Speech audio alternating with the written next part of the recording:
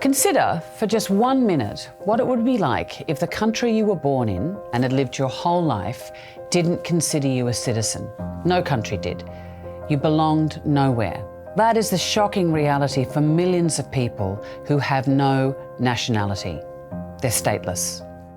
Most people are citizens of somewhere. We have birth certificates, we have passports, we have ID cards, we have driver's license, health cards, documents proving who we are.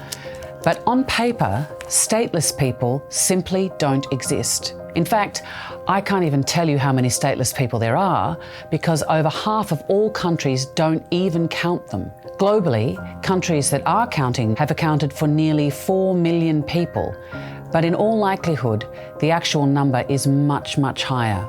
Without a passport or a national ID, the list of things you may not be able to do is never ending. Go to school, see a doctor, own a SIM card, work legally, open a bank account, own or rent a home, even get married. And statelessness exists everywhere. It's not a problem in a far-off land. It's happening in countries like yours or mine. You mightn't even have heard of statelessness. I hadn't, and I was staggered to learn of the devastating impact that statelessness has on families all around the world. So, how does this happen? In the chaos of fleeing war, families can leave or lose the papers that are proof of ties to a country, and that can make registering the birth of a child impossible, leaving them stateless. Or borders can change or dissolve completely. For example, after the fall of the Soviet Union. And in some countries, if your parents are stateless, so are you. It's passed on for generations. Other countries prevent parents passing on their nationality if their child is born abroad.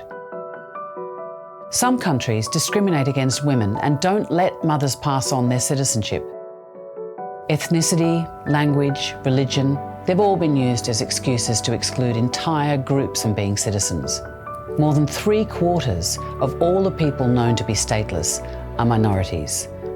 Rohingya Muslims of Myanmar, Roma communities around the world, and others whose families moved generations ago to the country where they now live, but were never acknowledged as citizens.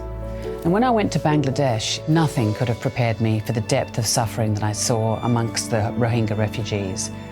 Stripped of citizenship in Myanmar nearly 4 decades ago, they have faced discrimination, persecution, and exile ever since. So, what can we do?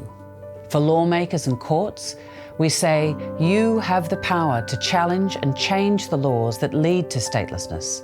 More and more countries are signing up to the conventions that aim to end statelessness. In some situations, it can be complex. It can take time, effort, and paperwork. In others, it takes a few words or the stroke of a pen to give people the rights they deserve, to give children the chances and opportunities in life they so richly need. Either way, it's a man-made problem that we can solve. Let's do so, because everyone has the right to belong.